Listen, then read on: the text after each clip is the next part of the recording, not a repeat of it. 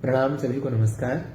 मैं ऋषिराज पाठक इस भारतीय विद्या व्याख्यान माला के क्रम में संस्कृत संगीत व्याख्यान माला के चौथे दिन आप सभी को प्रणाम करता हूं और आज का जो विषय है उस विषय पर अपना वक्तव्य प्रस्तुत करता हूं।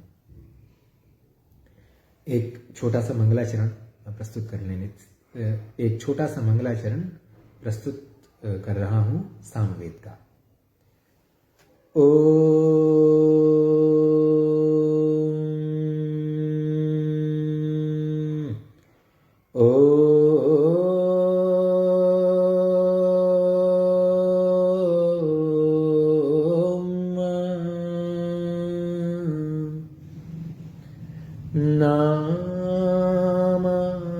नामस्तौ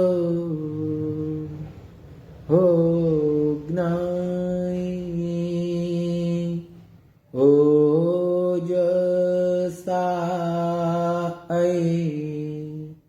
गृणान् तायरे वाकृष्टायाय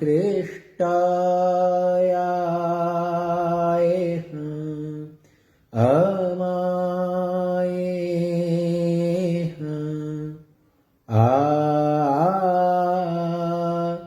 मा औहवा त्रमर्दा या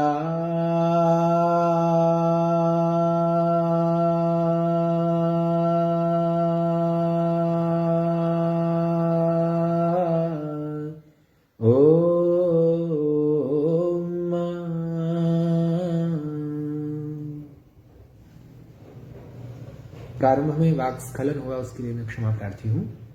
आज का जो हमारा विषय है वह सामगान के कृष्टादि स्वर एवं षड्जादि स्वर इन दोनों के मध्य में है। सामगान में कृष्ट आदि स्वरों का प्रयोग होता है, जैसा कि नारदीय शिक्षा में कहा गया है, प्रथमश्च द्वितीयश्च तृतीयोथ चतुर्थकः मंद्रः कृष्टो ह्यतिस्वार एतान कुर्वन्ति सामगाः। अर्थात जो सामग हैं, सामग मतलब जो साम को गाने वाले हैं, जो सामगान करने वाले हैं, ऐसे विद्वान प्रथमश्च, प्रथम एक स्वर का नाम है, द्वितीयश्च ये भी एक स्वर का नाम है, तृतीय अथ और तीसरा जो स्वर है तृतीय जिसका नाम है, चतुर्थकः और चतुर्थ स्वर, मंद्रः मंद्र पांचवें स्वर का नाम है, कृष्टः छठे स्वर का नाम है, अतिस्वारः ये सातवें स्वर का नाम है। इस प्रकार ये 7 स्वर सामग प्रयोग करते हैं। ये जो भी सामग हैं ये इन 7 स्वरों का प्रयोग करते हैं। अब प्रश्न ये है कि ये जो 7 स्वर साम में हैं, क्या ये संगीत के षड्जादि 7 स्वरों जैसे हैं अथवा इनकी कोई भिन्नता है? ये एक महत्वपूर्ण प्रश्न है, एक बहुत ही महत्वपूर्ण प्रश्न है कि ये जो 5 और 6 और 7 ये जो स्वर हैं, प्रथम द्वितीय तृतीय चतुर्थ मंद्र अतिस्वार्य और कृष्ट, ये सातों के सातों स्वर षड्ज आदि जो संगीत के 7 स्वर हैं उनसे किस प्रकार संबंधित हैं? क्या इनकी अभिव्यक्ति संगीत स्वरों में ही होती है अथवा इनका स्वर संक्रम संगीत स्वरों के संक्रम की अपेक्षा भिन्न प्रकार का है? ये एक प्रश्न होता है।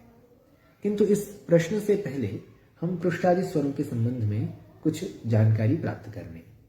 ये जो सामगान के कृष्टादि स्वर हैं, जो प्रथम द्वितीय तृतीय चतुर्थ मंद्र अतिस्वार्य अथवा अतिस्वार, अतिस्वार और अतिस्वार्य ये दोनों ही शब्द प्रचलित हैं, और कृष्ट, ये 7 जो स्वर हैं, इन 7 स्वरों का उद्भव कैसे हुआ, इन 7 स्वरों का विकास कैसे हुआ, पहले इस प्रश्न पर हम चर्चा करेंगे। जैसा कि आपको विदित है कि अत्यंत प्राचीन काल में 3 ही स्वर थे, उदात्त, अनुदात्त और स्वरित। उदात्त स्वर, अनुदात्त स्वर और स्वरित स्वर, ये 3 ही स्वर प्राचीन काल में वैदिक संहिताओं में थे। ऋग्वेद में, शुक्ल यजुर्वेद में, कृष्ण यजुर्वेद में, सामवेद की आर्चिक संहिता में तथा अथर्ववेद में, यहाँ तक कि पाणिनि जी की अष्टाध्यायी में स्वरितेनाधिकारः जैसा सूत्र स्वरित से अधिकार की बात करता है। एधौ वृद्धौ ये जो धातु है कुछ अनुदात्तेत होती हैं, कुछ स्वरितेत होती हैं। तो व्याकरण शास्त्र की परंपरा में भी हमें सस्वर सूत्र आदि प्राप्त होते हैं। तो इस प्रकार प्राचीन काल से ही त्रैस्वर्य की परंपरा प्रचलित रही है। और ये जो त्रैस्वर्य है ये उदात्त, अनुदात्त एवं स्वरित के रूप में है। प्राचीन समय में ये तीन स्वर सामगान में प्रारंभिक स्वरों के रूप में थे। विशेष रूप से नारदीय शिक्षा के 1-1-2 इस वचन के अनुसार आर्चिकम, गाथिकम चैव सामिकम च स्वरांतरम कृतांते स्वर शास्त्राणाम प्रयोक्तव्ये विशेषतः। अर्थात इन्होंने 3 प्रकार के स्वर बताए हैं, आर्चिक, गाथिक तथा सामिक। इनमें जो सामिक स्वर है वह सामवेद से संबद्ध है। और ये सामिक स्वर क्या हो सकते हैं, तो इसके संबंध में संगीत रत्नाकर नाम की जो पुस्तक है उसकी एक टीका है, कलानिधि टीका, जो कल्लीनाथ ने लिखी है। शार्ंगदेव जी का जो संगीत रत्नाकर है उस पर कल्लीनाथ नाम के व्यक्ति ने कलानिधि नाम की टीका लिखी है। और उन्होंने क्या कहा है, साम संबंधात त्रिस्वरस्तानस सामिका। उनकी टीका का ये वचन है, वाक्य है कि साम संबंधात, साम के संबंध होने से, त्रिस्वरस्तानस सामिका, कि जो सामिक स्वर है वो त्रिस्वरस्तान है, अर्थात उसमें 3 स्वर और 3 स्वर हैं जिसमें तान रूप में ऐसा, मतलब क्षम्यताम, जो सामिक स्वर है वो त्रिस्वर तान है, उसमें 3 स्वर हैं प्रमुख रूप से। अब ये 3 स्वर कौन से हैं, ये प्रश्न उत्पन्न होता है। तो जो संगीत शास्त्र के विद्वान हैं उन्होंने इसमें ऊहा की है और इसमें उन्होंने खूब अनुसंधान करने के अनंतर यह निष्कर्ष प्राप्त किया है कि ये जो 3 स्वर हैं ये ग, रे, सा, ग कोमल, रे शुद्ध और सा, ये 3 स्वर हैं। कौन से, जो सामिक स्वर, जो त्रिस्वरस्तानस सामिकः, ऐसा जो कल्लीनाथ ने कहा है, तदनुसार 3 स्वर सामिक हैं। कौन कौन से, कोमल गांधार, शुद्ध ऋषभ और षड्ज। अब ये कैसे होगा, ओ सा रे गा, गा रे सा, गा रे सा, गा एक स्वर, रे दूसरा स्वर, सा तीसरा स्वर, गा रे सा। जो राग भीम पलासी है, हमारे शास्त्रीय संगीत में राग है भीम पलासी, उसमें क्या होता है, सा रे सा गा मा पा नी सा, सा री धा पा म पा गा मा ग रे सा। इसमें कोमल निषाद और कोमल ग ये सब स्वर लगते हैं। तो इसी राग को अगर हम आधार मान लें और इसके जो अवरोहात्मक जो अंतिम 3 स्वर हैं, ग रे सा नी सा नी, इसको नहीं ले रहे हम, सा ये ले रहे हैं, ग रे सा, ग रे सा, ये 3 स्वर, ये यथावत रूप में जैसे भीमपलासी राग में ग रे सा का उच्चारण होता है, लगभग थोड़े से ही अंतर के साथ सामगान में भी इसी प्रकार का प्रयोग होता है। तो जो 3 प्रकार का सामिक स्वर है वह ग रे सा है। ऐसा ठाकुर जयदेव सिंह जैसे जो संगीत शास्त्र के इतिहास के लेखक हैं, भारतीय संगीत का इतिहास जैसे ग्रंथों के जो प्रणेता हैं, उनका अभिमत है। और ये अभिमत भारतीय वेद पाठ परंपरा से भी संगत है। अब इसमें एक प्रश्न हो सकता है हमारे मन में कि ये ग रे सा क्यों हुआ, सारे ग क्यों नहीं हुआ। 2 क्रम होते हैं संगीत में, एक तो होता है आरोह क्रम, एक होता है अवरोह क्रम। आरोह क्रम में चढ़त होती है, बढ़त होती है, और अवरोह क्रम में उतरना होता है, घटत होती है। इसको अंग्रेजी में असेंडिंग ऑर्डर और डिसेंडिंग ऑर्डर भी कहा जाता है। असेंडिंग ऑर्डर का मतलब चढ़ना, डिसेंडिंग ऑर्डर का मतलब उतरना। तो उदाहरण के लिए हम किसी भी राग में जब ऐसा गाएं, सा नी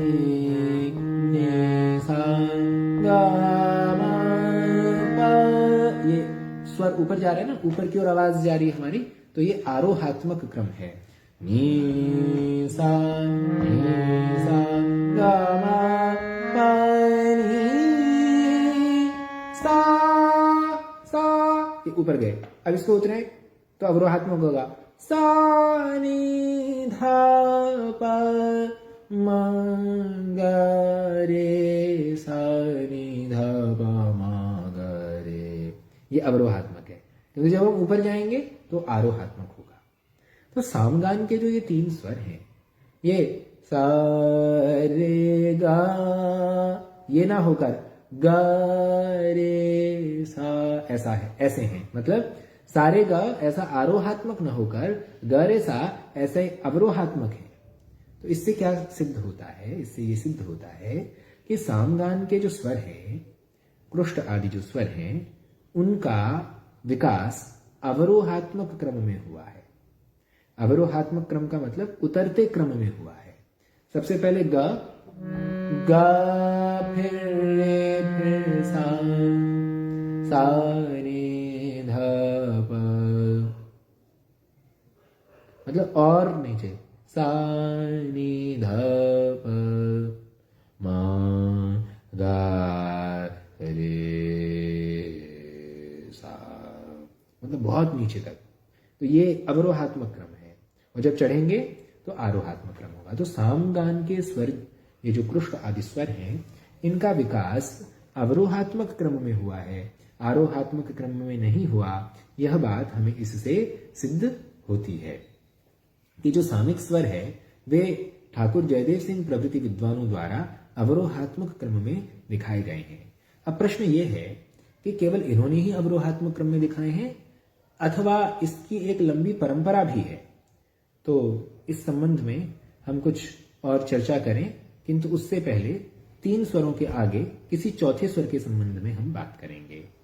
नारदीय शिक्षा का वचन है, एकांतर स्वरो हृक्षु गाथासु द्व्यंतरम स्वरः सामसु त्र्यंतरम विद्यादेतावत् स्वरतोंतरम, कि स्वर के 3 ही प्रकार के हैं प्रयोग। कौन सा? कि एकांतर स्वरः और द्व्यंतर स्वरः, उसके बाद सामसु त्र्यंतरम, त्र्यंतर स्वर, और फिर कहा स्वरतोंतरम, ये अंतर स्वर है। तो इसको स्वरांतर इस नाम से इन जो संगीत शास्त्र के आचार्य हैं उन्होंने स्वीकार किया। संगीत शास्त्र के आचार्यों ने ऐसा कहा है कि पहले ये 3 ही स्वर हुआ करते थे और उसके बाद चौथा स्वर आया जिसका नाम था स्वरांतर, उसको स्वरांतर कहा जाने लगा। वस्तुतः ये 3 स्वर उदात्त अनुदात्त स्वरित ही रहे होंगे, ऐसी लगभग सही अवधारणा, सही संभावना हो सकती है। और यही तीनों स्वर सांगीतिक स्वरों में अभिव्यक्त हुआ करते होंगे, इस कारण इनका विकास गिना गया, इनका विकास देखा गया, माना गया। और उसके बाद जब स्वरांतर नामक चौथे स्वर की प्राप्ति होती है तो 4 स्वर विकसित हो जाते हैं, और वो स्वरांतर नाम का स्वर भी जो है वो भी अवरोहात्मक क्रम में डेवलप होता है। इसका नाम स्वरांतर है, ये बात कैसे स्पष्ट होती है? उसके संबंध में एक संगीत रत्नाकर की टीका है, उसका नाम है सुधाकर टीका।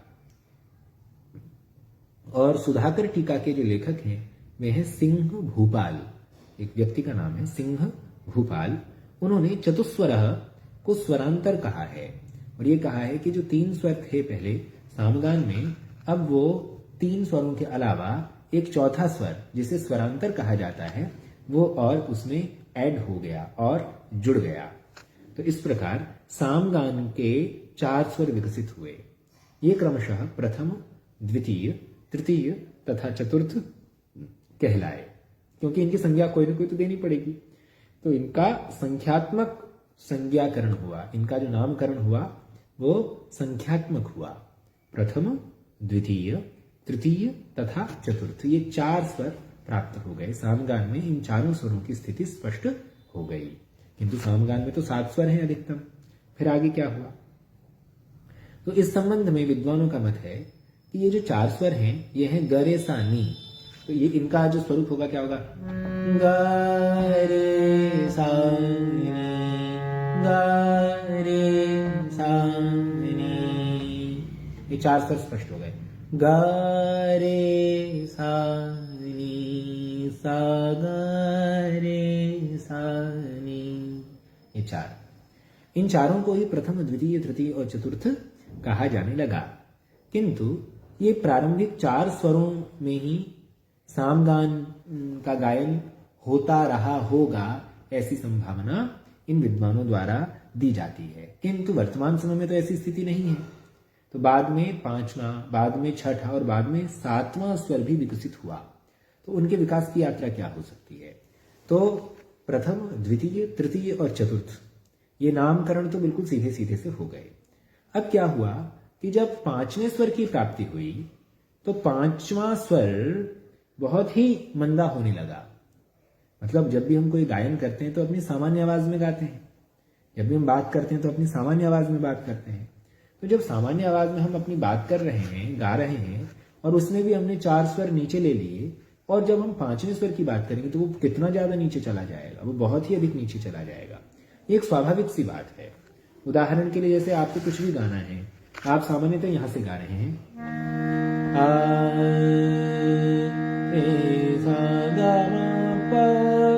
ये यहाँ आवाज आपकी ना ज्यादा पतली है ना ज्यादा भारी है, और बड़ी ही सामान्य सरल और मीठी सी आवाज लगेगी आपको यहाँ से। किंतु आपसे कोई कहीं यहाँ से गाइए, तो आपको बहुत अजीब लगेगा गाने में। कैसे गाएंगे आप?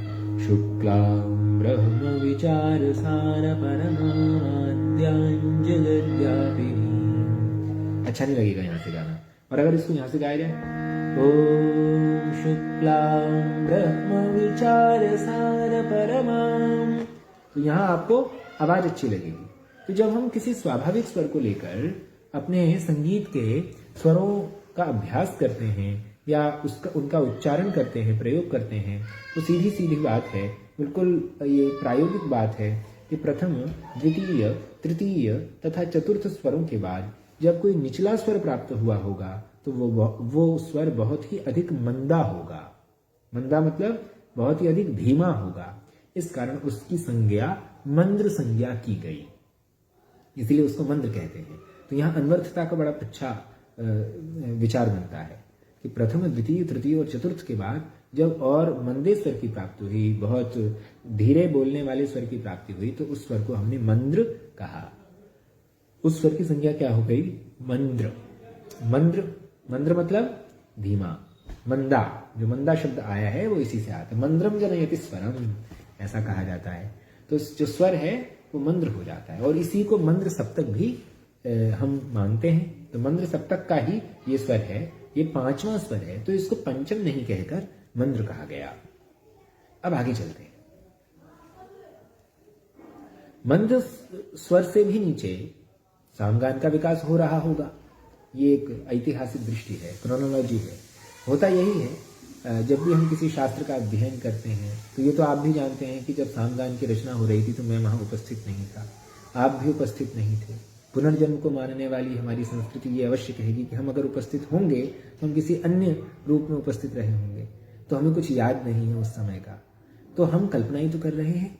तो ये कल्पना हमारी ऐतिहासिक दृष्टि से है। क्रोनोलॉजिकल जो एक अप्रोच है, क्रोनोलॉजी को ध्यान में रखते हुए, ऐतिहासिक दृष्टि को ध्यान में रखते हुए कि उदात्त, अनुदात्त एवं स्वरित, इन तीनों स्वरों से ही अन्यान्य स्वरों की उत्पत्ति हुई होगी, अन्यान्य स्वरों का विकास हुआ होगा। तो किस प्रकार विकास हुआ होगा, ये वो बात चल रही है कि उदात्त, अनुदात्त, स्वरित जो वैदिक स्वर थे, वो वे तीनों के तीनों वैदिक स्वर अब सामगान के गानस्वर हो जाएंगे। किस प्रकार हो जाएंगे, ये हमने अभी पढ़ने का प्रयास किया। तो हमारे पास अब 5 स्वर हो गए, इनमें 5वां स्वर जो है उसका नाम संख्यात्मक न होकर गुणात्मक हो गया। मतलब उसकी जो क्वालिटी है, उसका जो गुण है, उसका जो स्वरूप है, उसको सूचित करने वाला नाम हो गया। प्रथम, द्वितीय, तृतीय और चतुर्थ, ये 4 नाम तो संख्या की दृष्टि से हो गए। पहले पहले का 1 स्वर, 2 स्वर, 3 स्वर तो होते ही है। स्वरास्तु त्रयः भवन्ति एव, ऐसा बुद्धि में रहा होगा। तो फिर चौथा आया तो चलो चतुर्थ हो गया, चौथे का नया नाम क्यों रखे। जब 5वां आया तो पंचम उन्होंने ना रख के उसका नाम मंद्र रख दिया, ताकि और स्पष्टता रहे कि नीचे की ओर इसका विकास हो रहा है। तो आगे चलते हैं। इसके बाद अतिस्वार्य अथवा अतिस्वार नाम के एक अन्य छठे स्वर की प्राप्ति होती है। अब इस अतिस्वार या अतिस्वार्य शब्द का क्या अर्थ है, इस पर हम थोड़ी सी चर्चा करेंगे। अतिस्वार्य या अतिस्वार जो शब्द है उसका अर्थ है अति मतलब अत्यंत, स्वार या स्वर का मतलब है, या स्वार्य का मतलब स्वर्ण, जो और भी अधिक आवाज के लिए, जिसमें अत्यंत ही धीमी आवाज हो, जिससे और अधिक नीचे न जाया जा सके, वो अतिस्वार्य है या अतिस्वार है। वो अत्यंत ही स्वार हो गया, अत्यंत ही स्वर्ण की स्थिति हो गई। तो इस प्रकार जो अतिस्वार्य स्वर है उसकी जो उत्पत्ति हुई, जो उसका विकास हुआ, वो और भी अधिक नीचा स्वर हो गया। तो पहले हम मंद्र की बात कर लेते हैं कि मंद्र स्वर क्या है। तो मंद्र स्वर के लिए सामतंत्र में गीजी डीदीबी ऐसा उल्लेख है। जो सामतंत्र एक सामवेद का लक्षण ग्रंथ है, उसमें गीजी डीदीबी ऐसा कहा है। तो ये है क्या गीजी डीदीबी? ये जो तृतीय वर्ण है ना, जबगटदश को अगर हम कवर्ग से पवर्ग तक क्रमशः ले लें और उनके तृतीय वर्णों को ले लें और उस पर ई की मात्रा लगा दें तो बन जाएगा गी जी डी दी बी। तो ये गिजी डी दी बी जो हैं ये 5 स्वर हैं। कौन कौन से? सा, ये प्रथम, द्वितीय, तृतीय, चतुर्थ और मंद्र। ठीक है। अब इनके अलावा अगर हम मंद्र की चर्चा करें तो गायन के हिसाब से तो क्या होगा? गा रे सा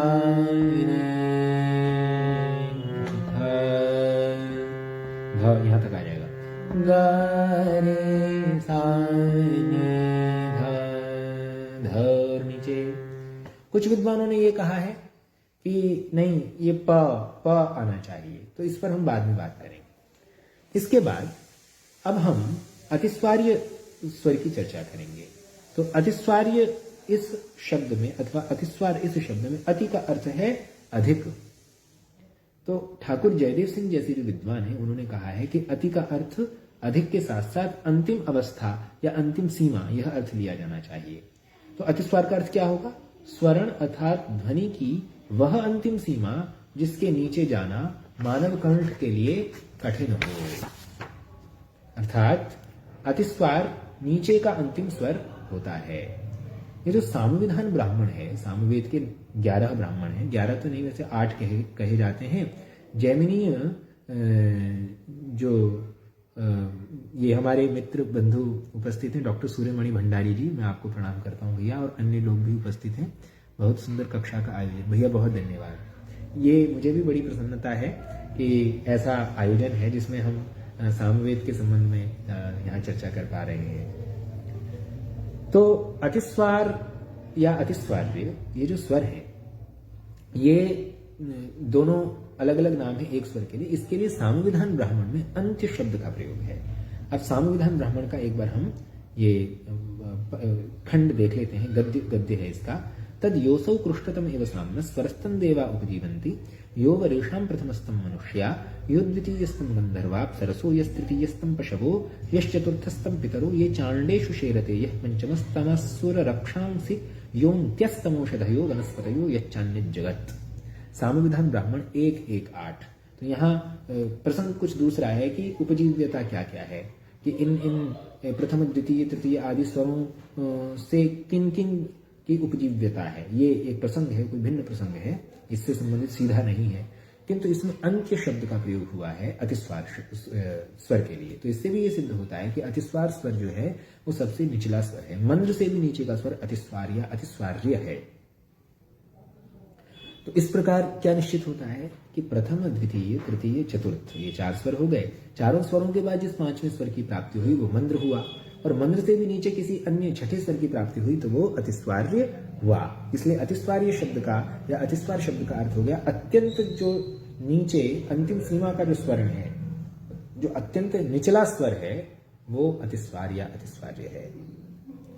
अब क्या निश्चित हुआ? अब 6 स्वर हमें प्राप्त हो गए। अब क्या है कि जो 5 स्वरों वाला होता है वो औडव होता है, जो 6 स्वरों वाला होता है वो षाडव होता है, और जो 7 स्वरों वाला होता है वो संपूर्ण होता है। इस प्रकार हमारे यहाँ शास्त्रीय संगीत में ये 3 जातियां होती हैं। जातियां, जाति इसका एक वो है, नाम है। तो जैसे औडव जाति का, मैं शास्त्रीय संगीत के उदाहरण के माध्यम से इस बात को पहले स्पष्ट करूं, फिर आगे चलेंगे। जैसे औडव जाति है, तो औडव जाति में क्या होगा, जैसे राग भूपाली औडव जाति का है, इसमें 5 स्वर होते हैं, सा रे गा पा धा सा, सा धा प रे सा, सा रे गा तीन पा, मा नहीं है, पा हा सा, नी नहीं है, माँ और नी दोनों नहीं है, सा ध प रे सा, सा रे ग प ध प रे सा। ये 5 स्वरों का राग है, ये औडव जाति से संबद्ध है। कई बार ऐसा भी होता है कि आरोह में स्वरों का चलन भिन्न प्रकार का हो और अवरोह में स्वरों का चलन भिन्न प्रकार का हो। तो ऐसे में अगर आरोह में 5 स्वर हैं, अवरोह में 6 स्वर हैं, तो ऐसे राग को औडव षाडव कहेंगे। अगर आरोह में 6 स्वर हों और अवरोह में 7 स्वर हों, तो ऐसे राग को षाडव संपूर्ण कहेंगे। अगर आरोह में भी 7 स्वर हों, अवरोह में भी 7 स्वर हों, तो ऐसे राग को संपूर्ण संपूर्ण कहेंगे। एक षाडव और संपूर्ण का उदाहरण मैं प्रस्तुत कर रहा हूं। ये राग खमाज है, सा गा मा पा धा नी सा, सा गा रे नहीं है, सा गा मा पा धा नी सा,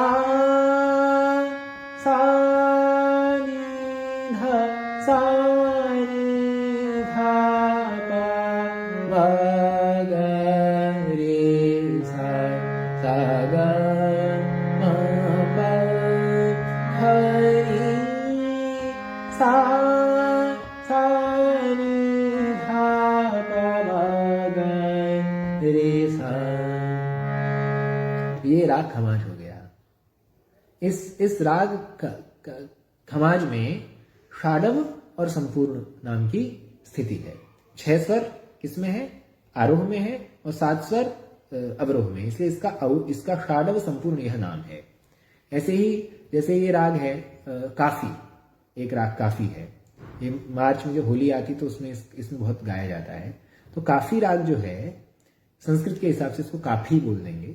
तो काफी या काफी जो राग है, इस राग में संपूर्ण संपूर्ण स्थिति है, मतलब कोई भी स्वर वर्जित नहीं है, और इसमें ग और नी कोमल लगते हैं। तो इसका कुछ चलन इस प्रकार है संपूर्ण का, सा रे गा मा पा धा नी सा, सा नी धा पा मा गा रे सा, पा मा गा रे गा मा पा मा गा रे सा।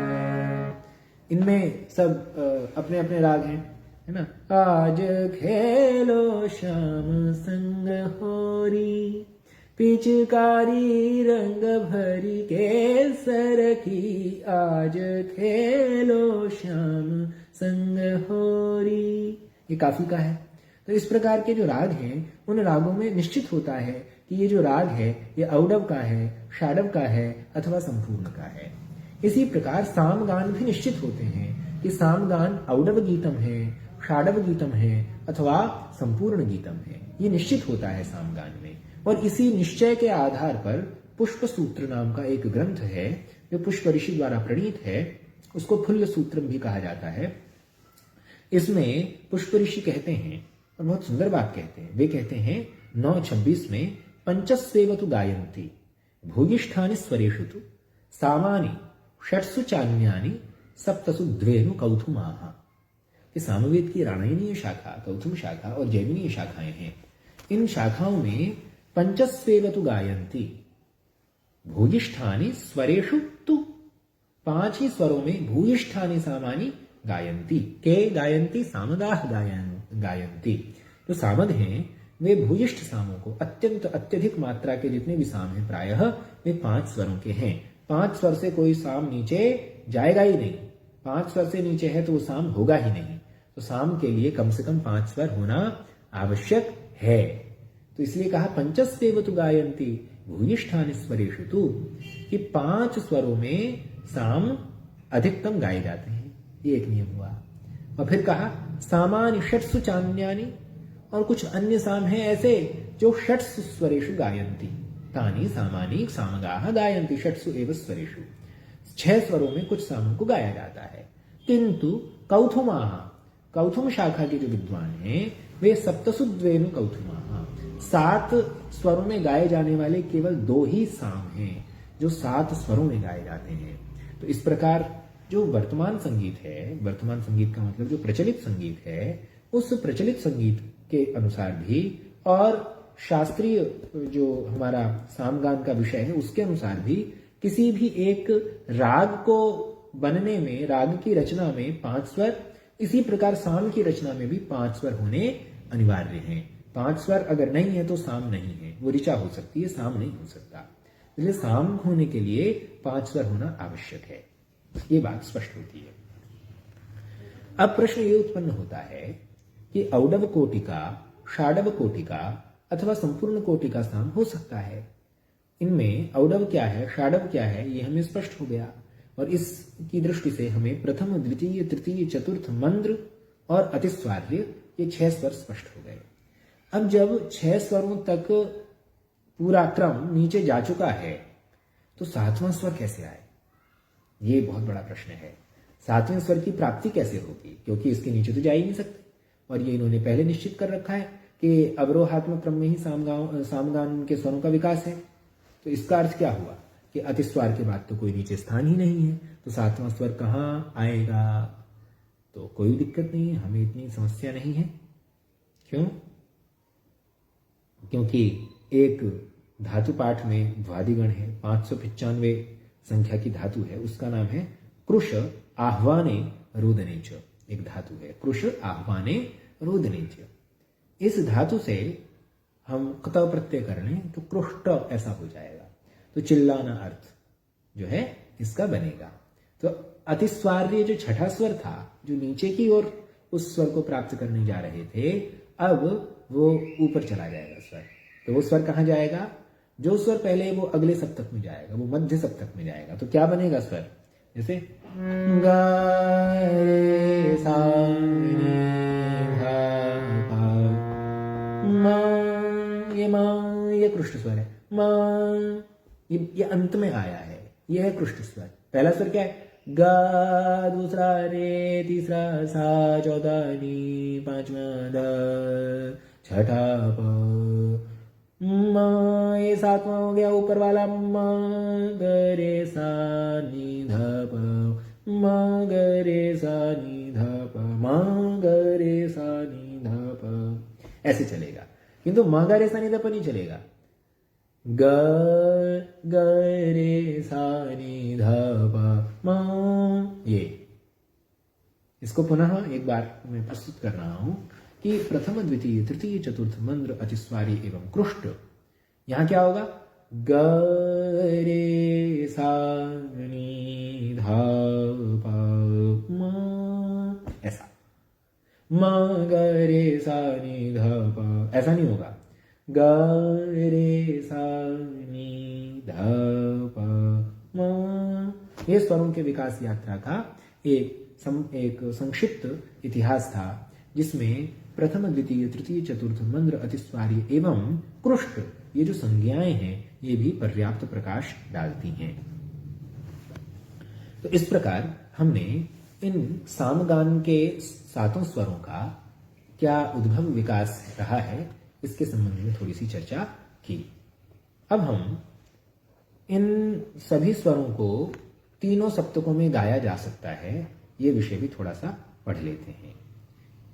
तैत्तिरीय प्रातिशाख्य में 7 प्रकार के सप्तकों की चर्चा है। वो यद्यपि अभी हमारे लिए वो नहीं है। जो भर्तृहरि जी हैं वाक्यपदीय वाले, उन्होंने परापश्यंती, मध्यमा और वैखरी 4 प्रकार की वाक्य का प्रतिपादन किया है। उसी दृष्टि को प्रायः ये लेते हैं उपांशु, ध्वन, निमदोपलब्धि, मन मतलब लब्धिमत और मंद्र, मध्य और तार। ऐसे तैत्तिरीय प्रातिशाख्य 23-5 का कथन है। हम पहले के छोड़ दे रहे हैं, ठीक है। हम लास्ट के बाद के 3 लेते हैं। कौन कौन से? मंद्र, मध्यम, ताराणी। और इसी बात को ऋक् प्रातिशाख्य में शौनक ऋषि कहते हैं, त्रीणि मंद्रम मध्यमम उत्तमम च स्थानानि आहुः सप्त यमानि वाचः। अर्थात जो वाणी है, वाचः जो वाणी है वो 7 यम वाली है। वाणी में 7 यम है। यम शब्द जो है नियम्यन्ते अर्थाः ये यही ही ते यमाः, जिनके द्वारा अर्थों का नियंत्रण होता है उन्हें यम कहते हैं। और अर्थों का नियंत्रण स्वर से होता है, तो इस प्रकार स्वर यम है, तो यम स्वर का पर्यायवाची है। अब अर्थ का नियंत्रण स्वर से कैसे होता है? जैसे भ्रातृव्य शब्द है, भ्रातृव्य शब्द में व्यन प्रत्यय भी बन सकता है, व्यत प्रत्यय भी बन सकता है। जो व्याकरण के विद्वान हैं वो इस बात को जानते हैं। जैसे हमारे डॉक्टर सूर्यमणि भंडारी जी उपस्थित हैं यहाँ पर, ये इस बात को बहुत अच्छे से स्पष्ट रूप से जानते हैं। और जो व्याकरण के विद्यार्थी हैं, ये वैदिक व्याकरण जिन्होंने पढ़ा है उनको और अधिक से स्पष्ट होगा कि भ्रातृव्य शब्द है तो एक सूत्र है पाणिनि जी का भ्रातुर्व्यच्च, एक अगला सूत्र है व्यन सपत्ने। तो अगर भतीजा अर्थ होगा तो व्यत प्रत्यय होगा, और अगर शत्रु अर्थ होगा तो व्यन प्रत्यय होगा। व्यत प्रत्यय से भ्रातृव्य बनेगा, व्यन प्रत्यय से भी भ्रातृव्य बनेगा, किंतु व्यत प्रत्यय से बने भ्रातृव्य शब्द का अर्थ भतीजा होगा और व्यन प्रत्यय से बने भ्रातृव्य शब्द का अर्थ शत्रु होगा। अब ये व्यन में से न की संज्ञा लोप हो गया है, व्यत में से त की संज्ञा लोप हो गया है, तो दिख तो भ्रातृव्य ही रहा है। अब ये कैसे पता चले कि ये व्यत से बना है या व्यन से बना है? इसके लिए हम पाणिनि जी के सूत्र से पता लग जाएगा। जैसे निनित्यादिर नित्यम एक सूत्र है ये तित स्वरितम। तो इन सूत्रों के द्वारा हमें पता लग जाएगा कि कहाँ क्या स्थिति है। तो इस प्रकार अर्थ का निर्धारण, अर्थ का नियंत्रण, अर्थ का नियमन जो है वो सूत्र ये स्वर करते हैं। तो इसलिए स्वरों को यम भी कहा जाता है। ये यद्यपि इसका विषय नहीं था, तथापि आवश्यक लगा इसलिए इस विषय का यहाँ प्रस्तुतिकरण हुआ। अब यहाँ ध्यान में रखना है कि तार, मध्यम और मंद्र। मंद्र पहले है, फिर मध्यम है, फिर तार है। और ये क्या है? ये तीनों सप्तक है जिनके विषय में हमने प्रथम व्याख्यान में चर्चा की थी। तो इसी बात को नारदीय शिक्षा में भी कहा है, उरह कंठ शिरश्चेति स्थानानि त्रीणि वाङ्मये उरस्तप्त विचारम स्यात् तथा कंठस्तथा शिरः न च सप्तोरसि व्यक्तास्तथा प्रावचनो विधि। तैत्तिरीय प्रातिशाख्य 23-13 भी कहता है, मंद्रादिषु त्रिषु स्थानेषु सप्त सप्त यमाः। फिर कहते हैं तैत्तिरीय प्रातिशाख्य में उरसि मंद्रम, कंठे मध्यमम, शिरसि तारम। तैत्तिरीय प्रातिशाख्य 23-14 का कथन है, कृष्ट प्रथम द्वितीय तृतीय चतुर्थ मंद्राति स्वार्याः यमाः। ये जो यम है ये क्या है? ये कृष्ट प्रथम द्वितीय तृतीय चतुर्थ मंद्र और अतिस्वार्य हैं। अब यहाँ इन्होंने कृष्ट को पहले ले लिया। क्यों? क्योंकि कृष्ट सबसे ऊंचा है। यहाँ इन्होंने कृष्ट को पहले इसलिए लिया क्योंकि संगीत का जो क्रम है मग रेसा निधा प या धनी प वक्र ग्राम की बाद में हम चर्चा करेंगे। अगर हम मगर ऐसा निधा प को मान रहे हैं तो कृष्ट को पहले लिया जाना चाहिए। विकास की दृष्टि से तो ये बात ठीक है, ग रे सा नि ध प म। विकास की दृष्टि से तो ये बात ठीक है, किंतु क्रम की दृष्टि से क्या होगा?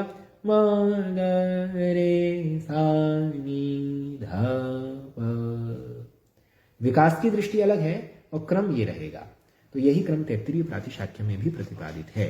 तो इससे ये स्पष्ट हो जाता है कि हमारे जो कृष्टादि स्वर हैं इनका तीनों सप्तकों में मध्य, मंद्र, मध्य और तार, इन तीनों सप्तकों में गायन होता रहा है।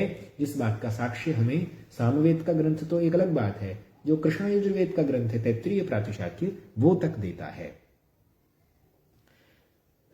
जो पिछली 2 कक्षाओं में 2 व्याख्यानों में ये हमने बात की थी कि शुक्ल यजुर्वेद संहिता, ऋग्वेद संहिता, इन संहिताओं में भी सांगीतिक स्वरों की अभिव्यक्ति होती है। वो हमारा कथन इस जो आज प्रस्तुत किया जाने वाला तर्क है उससे भी परिपुष्ट हो जाता है, क्योंकि साम से इतर संहिताओं में भी कृष्ट आदि स्वरों के प्रयोग की बात नारद मुनि कहते हैं। और नारद मुनि जो हैं, नारद मुनि संगीतज्ञ हैं। जो देवर्षि नारद हैं वे संगीतज्ञ हैं और उन्हें संगीत की दृष्टि से अन्य वैदिक संहिताओं में जो सामेतर संहिताएं हैं उनमें वो संगीत की दृष्टि से स्वर को देख रहे हैं, स्वर को ढूंढ रहे हैं। इसलिए उन्होंने बहुत साफ साफ शब्दों में कहा है, अत्यंत स्पष्ट रूप में कहा है कि तृतीय प्रथम पृष्ठान कुर्वन्त्याह्वरका स्वरान। कि जो आहवरक एक शाखा थी कभी लुप्त हो गई है, तो कहा आहवरक जो विद्वान है, जो आहवरक शाखा के अध्येता हैं, वे तृतीय प्रथम कृष्णान स्वरान कुर्वन्ति। तृतीय, प्रथम और कृष्ण इन स्वरों को करते हैं मतलब गाते हैं। इसी बात को तैत्तिरीय प्रातिशाख्य भी स्पष्ट करते हुए कहता है कि द्वितीय प्रथम पृष्ठास्त्रय आह्वारक स्वराः।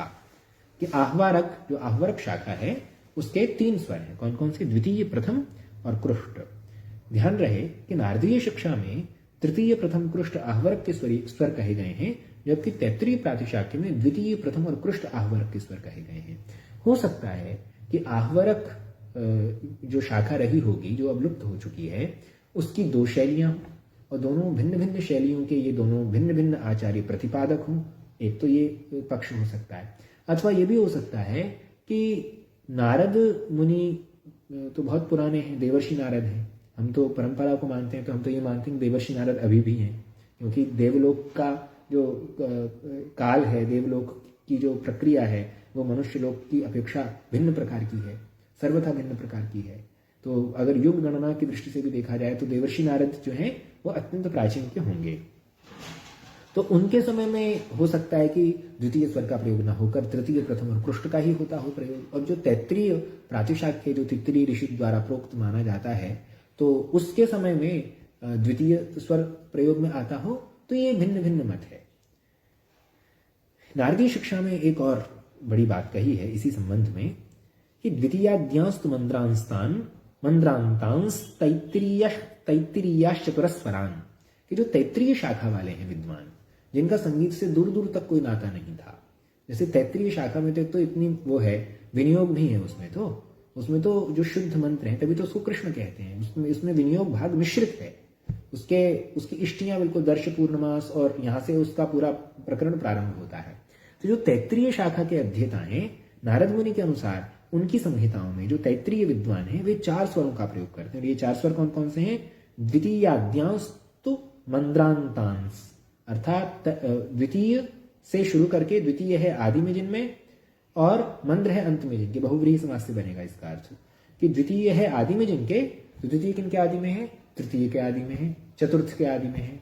और मंद्र है अंत में जिनके, मंद्र किनके अंत में है? मंद्र चतुर्थ के अंत में है, मंद्र तृतीय के अंत में है, मंद्र द्वितीय के अंत में है। तो इसका अर्थ क्या हुआ? द्वितीय, तृतीय, चतुर्थ और मंद्र, इन 4 स्वरों का प्रयोग तैत्तिरीय शाखा में होता था, ऐसा नारद जी कहते हैं। और नारद जी वाली बात को ही जो तैत्तिरीय प्रातिशाख्य है वो भी कहता है। उसका कथन है मंद्रादयो द्वितीयांताश्चत्वारस तैत्तिरीयकाः, कि मंद्र है आदि में जिनके और द्वितीय है अंत में जिनके, ऐसे तैत्तिरीयक 4 स्वरों का प्रयोग करते हैं। कहने का मतलब क्या है कि जो तैत्तिरीय प्रातिशाख्य वाले विद्वान हैं, जो तैत्तिरीय प्रातिशाख्य के रचनाकार हैं, आचार्य हैं, तैत्तिरीय मुनि जो, या उनकी जो भी परंपरा से प्राप्त है प्रातिशाख्य, वे मंद्र से शुरू करके द्वितीय तक जा रहे हैं। मतलब वो असेंडिंग ऑर्डर ले रहे हैं, मतलब वो आरोहात्मक क्रम ले रहे हैं। किंतु नारद मुनि जो है वो अवरोहात्मक क्रम से इस बात का व्याख्यान कर रहे हैं। जो भी हो, फिर उन्होंने तैत्तिरीय प्रातिशाख्य में कहा द्वितीयान मंद्रस तैत्तिरीयाणाम तृतीय चतुर्थावनंतरम। अब देखो तैत्तिरीय प्रातिशाख्य ने और स्पष्टता कह दी कि द्वितीय से मंद्र स्वर में जाएंगे तैत्तिरीय, उसके बाद तृतीय से चतुर्थ स्वर में जाएंगे। तो जो तैत्तिरीय प्रातिशाख्य के विद्वान हैं, जो तैत्तिरीय प्रातिशाख्य के आचार्य हैं, वे कहते हैं पहले द्वितीय स्वर आएगा, द्वितीय स्वर के बाद मंद्र आएगा, मंद्र के बाद तृतीय आएगा, तृतीय के बाद चतुर्थ आएगा। तो इन्होंने बहुत ही स्पष्ट रूप में ऐसा कहा है। तो इससे भी ये बात सिद्ध हो जाती है जो हमने कल और परसों बात की कि तैत्तिरीय, ये माध्यन्दिनीय शाखा, काण्व शाखा, सामवेद की आर्चिक संहिता और ऋग्वेद की शाकल शाखा की श्रृंगेरी शैली, जो भी प्रचलित उदाहरणों के माध्यम से हमने पिछले 2-3 दिनों में बात की है, वो तैत्तिरीय प्रातिशाख्य के और नारद मुनि के कथनों से भी परिपुष्ट हो जाती है। इससे ये बात बिल्कुल तय हो जाती है कि जो वैदिक स्वर हैं, उदात्तादि जो स्वर हैं, उनकी अभिव्यक्ति विशुद्ध रूप से सांगीतिक है। अगर सांगीतिक न होती तो नारद मुनि और ये तैत्तिरीय प्रातिशाख्यकार ये संगीत के स्वरों की दृष्टि से इनका प्रतिपादन न करते। किंतु जो भट्टोजी दीक्षित आदि विद्वानों का मत है उदात्त आदि को लेकर, वो सर्वथा संगत नहीं आता, यहां संगत नहीं आता। मतलब वेद पाठ की शैली में, विशेष रूप से उच्चारण में जो तारता पर अवलंबित उच्चारण है, उस प्रसंग में वो सटीक नहीं बैठता। क्यों नहीं बैठता? इस पर विद्वानों के द्वारा अनुसंधान किया जाना चाहिए, अथवा ये स्वीकार किया जाना चाहिए कि उन्होंने उदात्त एवं अनुदात्त को सामान्य भाषिक प्रयोगों की दृष्टि से ही वहां बताया है। वो किसी खास वेद, उस खास वेद की किसी विशेष शाखा के संबंध में वे नहीं बता रहे। ये हमें ऐसा मानना पड़ेगा। अब प्रश्न ये है कि कृष्ट आदि स्वर और उदात्त आदि स्वरों में भी कोई संबंध है क्या? ये बड़ा कठिन प्रश्न हो जाएगा। अभी षड्जादि स्वरों के साथ संबंध है या नहीं ये बाद में बात करेंगे, पर इनका उदात्तादि स्वरों के साथ हम पहले चर्चा कर लें। तैत्तिरीय प्रातिशाख्य के भाष्यकार हैं, एक सोमयार्य नाम है उनका, और एक है गार्ग्य गोपाल मिश्र। इन दोनों ने जो अपनी बात कही है, जो उल्लेख इन्होंने टीकाओं में अपने भाष्य में दिया है, उनके आधार पर यह कहा जा सकता है कि कृष्टादि स्वर एवं उदात्तादि स्वर दोनों में कोई न कोई संबंध है। उदाहरण के तौर पर हम सोमयार्य के त्रिभाष्य रत्न नामक भाष्य में जो तैत्तिरीय संहिता में प्रयुक्त होने वाले सामस्वर हैं, उनको उदात्त स्वरों के रूप में प्रदर्शित होते हुए कहा है। देखिए वो क्या कहते हैं कि यो द्वितीयस्य उदात्तः, जो द्वितीय है वह उदात्त है। यो मंद्रस्सोनुदात्तः, जो मंद्र है वह अनुदात्त है। यौ तृतीय चतुर्थौ तौ स्वरित प्रचयावित्यर्थः, जो तृतीय और चतुर्थ हैं वे क्रमशः स्वरित और प्रचय हैं, ऐसा अर्थ है, ऐसा भाव है। ये तैत्तिरीय प्रातिशाख्य 23:18 से 20वें सूत्र के बीच सोमयार्यकृत त्रिभाष्य रत्न का वचन है। तो इससे भी ये सिद्ध हो जाता है कि जो उदात्तादि स्वर हैं वे सांगीतिक हैं, जो वैदिक स्वर हैं वे विशुद्ध रूप से सांगीतिक हैं, और न केवल आज से बल्कि त्रिभाष्य रत्नकार जो सोमयार्य नाम के विद्वान हैं उनके समय से भी, यहां तक कि देवर्षि नारद जी इस बात को खुद कह रहे हैं अपने नारदीय शिक्षा के माध्यम से, तैत्तिरीय प्रातिशाख्यकार कह रहे हैं, उनके टीकाकार भाष्यकार कह रहे हैं कि वैदिक स्वरों का उच्चारण विशुद्ध रूप से सांगीतिक है। यदि सांगीतिक न होता तो वे उदात्त आदि स्वरों की स्पष्टता को सांगीतिक स्वरों के माध्यम से अभिव्यक्त न करते। आगे चलते हैं। सप्तस्वराः भवन्ति, ऐसा महाभाष्य में लिखा है। महाभाष्य जैसा जो व्याकरण का ग्रंथ है जिसका संगीत से कोई सीधा संबंध नहीं है, वो जैसा ग्रंथ कह रहा है कि सप्तस्वराः भवन्ति। और क्या सप्तस्वराः भवन्ति? तो वो कहते हैं उदात्तः, उदात्ततरः, अनुदात्तः, अनुदात्ततरः। ये तो दो हो गए, तरप तरप प्रत्यय तरप्तम को घस सूत्र से बन गया। तो उदात्तः उदात्ततरः, अनुदात्तः अनुदात्ततरः हो गए 4। स्वरितः 5, स्वरिते ये उदात्तः सोन्येन विशिष्टः। इसका कोई विशेष नाम नहीं दिया इन्होंने, एक पूरे वाक्य से इसका नाम कह दिया। ये स्वरित में जो उदात्त है वो किसी अन्य से विशिष्ट हो जाए। 6 और एक श्रुति सप्तमः, और एक श्रुति नाम का जो स्वर है वो 7वां है। महाभाष्य 1-2-33 का वचन है। अब महाभाष्य में जो पतंजलि मुनि ने ये सातों के सातों दिए हैं, यदि हम इन सातों स्वरों का संबंध बनाने का प्रयास करें तो क्या स्थिति होगी? इसकी स्थिति ये बनेगी कि जो तरप है वो थोड़ा सा नीचे है। उदाहरण के तौर पर कि जो सोमयार्य ने उदात्त को द्वितीय कहा है तो उदात्तर क्या होगा? अनुदात्त को मंद्र कहा है तो अनुदात्तर क्या होगा? और स्वरित को तृतीय कहा है और एक श्रुति को चतुर्थ कहा है। तो इस दृष्टि से यदि हम चर्चा करें तो जो निष्कर्ष निकलेगा वो ये निकलेगा, अगर इनका मिलान किया जाए और तरप प्रत्यय को ध्यान में रख लिया जाए, तरप प्रत्यय तमप तो ज्यादा होगा, तरप थोड़ा सा कम होगा, मतलब तो तरप को अगर ध्यान में रखा जाए तो क्या स्थिति बनेगी? उसका ये निष्कर्ष बनेगा कि कृष्ट जो है वो अन्य स्वर से विशिष्ट है ना, वैसा उदात्त जो स्वरित में रहता है ना। प्रथम उदात्तर हो जाएगा, द्वितीय उदात्त हो जाएगा, हो गया ना। प्रथम उदात्त तरप तो 2 में से अधिक दिखाने के लिए तरप हुआ, तो द्वितीय अगर उदात्त है तो उदात्त से ऊंचा उदात्तर होगा। मतलब अगर द्वितीय उदात्त है तो द्वितीय से पहला कौन सा है, प्रथम कौन सा है, ऊंचा कौन सा है? उदात्त। मतलब ये होगा उदात्त से ऊंचा उदात्तर तो द्वितीय से ऊंचा प्रथम हो जाएगा। इसी प्रकार तृतीय स्वरित हो गया और एक श्रुति चतुर्थ हो गया। और मंद्र अगर अनुदात्त है तो अनुदात्तर क्या होगा? अतिस्वार्य, क्योंकि अनुदात्त नीचा है तो अनुदात्त तरप में तरप और भी अधिक नीचा जाएगा। तो इस प्रकार ये जो कृष्टादि सप्त स्वर हैं इनका व्याख्यान हम उदात्तादि सप्त स्वरों के साथ भी कर सकते हैं। अब इसमें बहुत सारे अन्य विषय हैं कि इनके कृष्टादि स्वरों का और क्या क्या संबंध है, किंतु अभी हम उस अनावश्यक तो नहीं, अप्रासंगिक जो थोड़ा सा हो जाएगा उसमें न जाकर अब हम इन कृष्टादि स्वरों का षड्जादि स्वरों के साथ संबंध स्थापित करेंगे। कृष्टादि स्वरों के साथ जो षड्जादि स्वरों का संबंध स्थापित किया है उनमें हमारे सामने 4 लोग हैं, 4 आचार्य हैं, 4 व्यक्ति हैं। पहले हैं देवर्षि नारद। देवर्षि नारद ने नारदीय शिक्षा में एक बांसुरी का उदाहरण देते हुए कहा है, यस सामगानां प्रथमस्त वेणु मध्यम स्वर, कि जो सामगों का प्रथम स्वर है वह वेणु का मध्यम स्वर है। फिर कहा, यो द्वितीयस्त गांधारस् तृतीयस्त ऋषभ स्मृतः, और जो दूसरा स्वर है वो गांधार है, और जो तीसरा स्वर है वह ऋषभ है। और चतुर्थ षड्ज इत्याहु पंचमो धैवतो भवेत्, जो चौथा है वो षड्ज है, और जो पांचवा है वो धैवत है। और षष्ठो निषादो विज्ञेय सप्तमः पंचमः स्मृतः, और जो छठा है वह निषाद जानना चाहिए, और जो सातवां है वह पंचम जानना चाहिए। अब ये सब प्रकरण समझने के बाद एक शंका होती है कि नारद जी ने प्रथम द्वितीय तृतीय चतुर्थ ये चार नाम अगर संख्यात्मक कहे होते तो ठीक रहता। उसके बाद तो मंद्र, अतिस्वार्य और कृष्ट कहते, किंतु उन्होंने मंद्र के स्थान पर पंचम और अतिस्वार्य के स्थान पर षष्ठ और कृष्ट के स्थान पर सप्तम इन शब्दों का प्रयोग किया है। तो नारद जी ने संख्यात्मक नाम दिए हैं, नारद जी ने स्वरों के मूल नाम नहीं दिए। ये एक सामान्य एक संयोग है कि प्रथम द्वितीय तृतीय चतुर्थ ये जो चार नाम हैं ये संख्यात्मक दृष्टि से भी और स्वरूप की दृष्टि से भी एक जैसे हैं, किंतु यहां नारद मुनि ने संख्यात्मक नामों का ही प्रयोग किया है।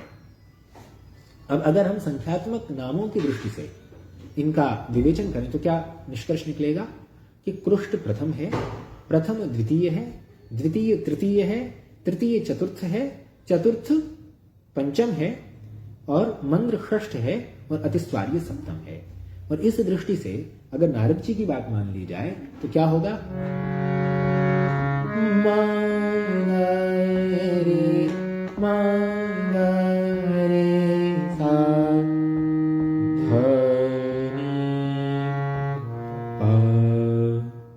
इनका थोड़ा सा अंतर है। इन्होंने वक्रग्राम प्रदर्शित किया है, जैसे मगरे से धनी का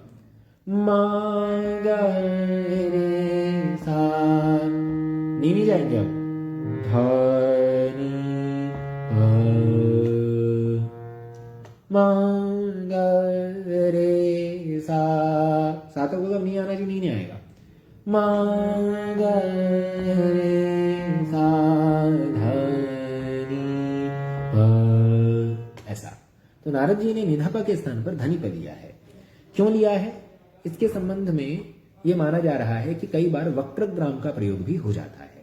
जैसे एक राग है गौड़ सारंग, राग गौड़ सारंग में क्या है कि वक्रग्राम चलता है, गर मग प म ध ब म ग म रे सा नि रे सा पीऊ पलन लागी मोरी अखियां पीऊ पलन लागी मोरी गर मग प म ध प गरे मग प म ध प गरे, उल्टा आया, वक्र आ गया, मग प म थ प म ग म रे सा नि रे सा गरे मग प म ध प म ग म रे ध नि रे सा पलन लागी मोरी अज्ञा। ये जो राग है पूरा का पूरा गौड़ सारंग, इसमें वक्रग्राम चलता है। तो कई बार ऐसा संभव है कि नारदीय शिक्षा में जो प्रतिपादित सामस्वरों का गांधर्व स्वरों के साथ, जब भी हम गांधर्व स्वर इस शब्द का प्रयोग करते हैं तो इसका अर्थ होता है षड्जादि स्वर। भविष्य में जब भी मैं गांधर्व स्वर इसका प्रयोग करूंगा, इस शब्दावली का प्रयोग करूंगा, तो इसका अर्थ होगा षड्जादि स्वर, क्योंकि गांधर्वों के स्वर हैं, इसीलिए इनको षड्जादि स्वर कहा जाता है। तो जो वक्रग्राम है सामगान में भी रहा होगा, ऐसा नारद जी की बात से सिद्ध होता है। अब हम दूसरे विद्वान का मत लेंगे, सायणाचार्य का मत। सायणाचार्य ने अपने सायण भाष्य में कहा है कि लौकिके ये निषादादयः सप्तस्वराः प्रसिद्धाः त एव साम्नि कृष्टादयः सप्तस्वरा भवन्ति। इससे समझ नहीं आएगा, हमें अगली लाइन से समझ में आएगा कि तद यथा, कैसे, तो कहा यो निषादस्य कृष्टः, जो नी है वो कृष्ट है, धैवतः प्रथमः, जो ध है वो प्रथम है, जो पंचम है वो द्वितीय है, मध्यमस्तृतीय, गांधारश्चतुर्थः, ऋषभो मंद्रः, षड्जोतिस्वार्यः। तो इस प्रकार जो सायण है उनके अनुसार इन स्वरों का क्या संबंध है कि नी ध प म ग रे सा। उन्होंने बहुत ही सरल कह दिया, नी ध प म ग रे सा। ये सायण के अनुसार कृष्ण प्रथम द्वितीय तृतीय चतुर्थ मंद्र और अतिस्वार्य की स्थिति है। अब हम इन दो विद्वानों के बाद तीसरे विद्वान जो बहुत ही नए समय में उत्पन्न हुए हैं, उनका नाम है श्रीनिवास अय्यंगर अथवा आयंगार। ये दाक्षिणात्य विद्वान थे। इन्होंने साम के 6 ही स्वरों का उल्लेख किया है और 7वें स्वर की विरलता का प्रतिपादन किया है।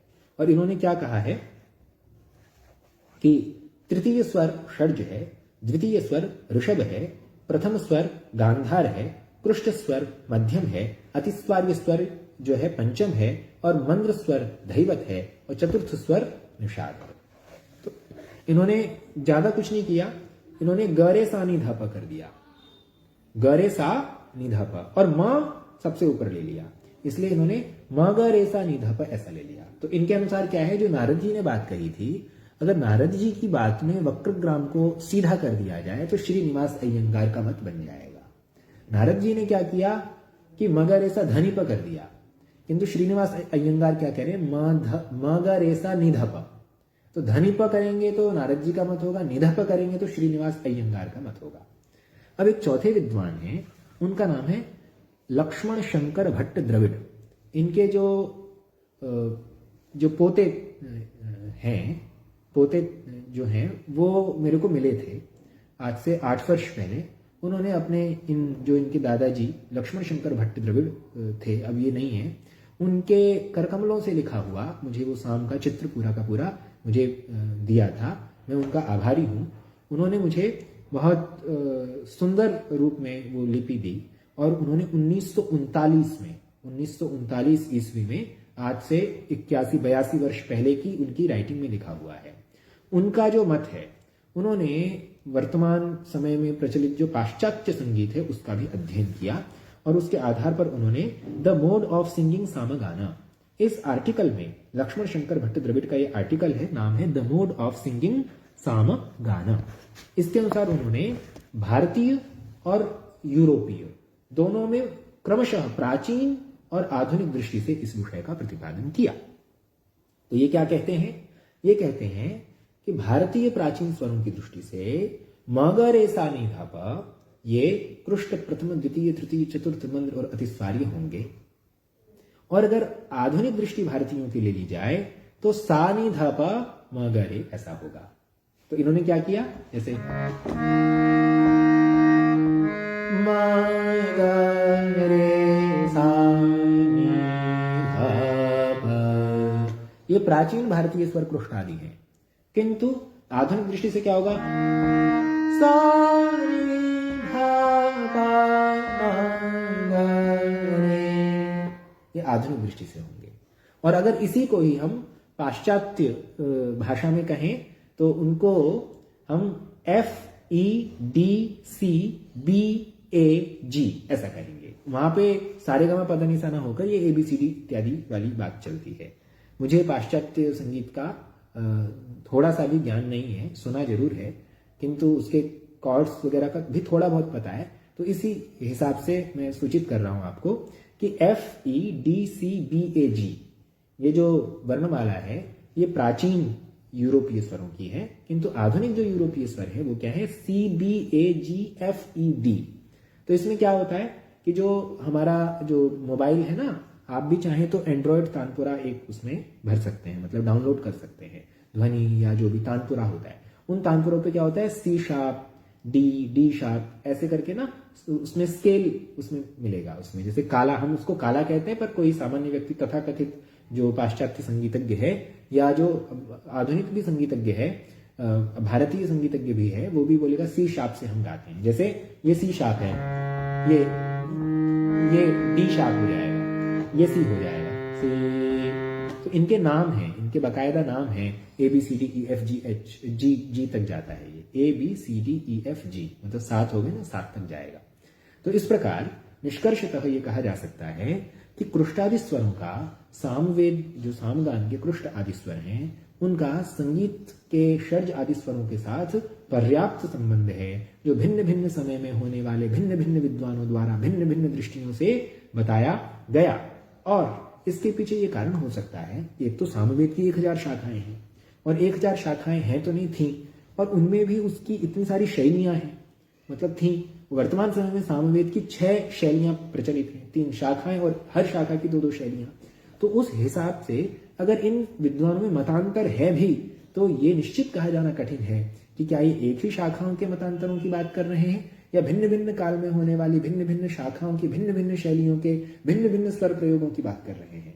इस प्रकार हमें इस बात को लेकर कोई भी असहजता नहीं रखनी चाहिए कि इनमें इतना मत वैभिन्न क्यों है, क्योंकि सामवेद की अनंत शाखाएं रहीं, अनंत मतलब सहस्त्रवर्तमा सामवेद, और उसके इतने प्रकारों में गान का वैविध्य है, गान की प्रकार जो गायन के ढंग हैं वो भिन्न प्रकार के हो सकते हैं। इसलिए हमें इस विषय में किसी भी प्रकार की प्रतिपत्ति नहीं रखनी चाहिए।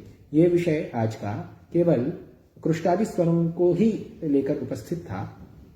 वर्तमान समय में सामवेद का या सामगान का क्या संबंध है, इस पर हम अगली कक्षा में कल कुछ बात करेंगे, क्योंकि वर्तमान समय के सामगान की स्वरलिपि मेरी आदरणीय जो गुरु हैं डॉक्टर सुभद्रा देसाई, जो संगीत की बड़ी अच्छी गायिका हैं, उन्होंने उन स्वरलिपियों का निर्माण किया है। तो वो स्वरलिपि मैं अगली कक्षा में, अगले व्याख्यान में प्रस्तुत करूंगा। सभी को प्रणाम, नमस्कार, धन्यवाद।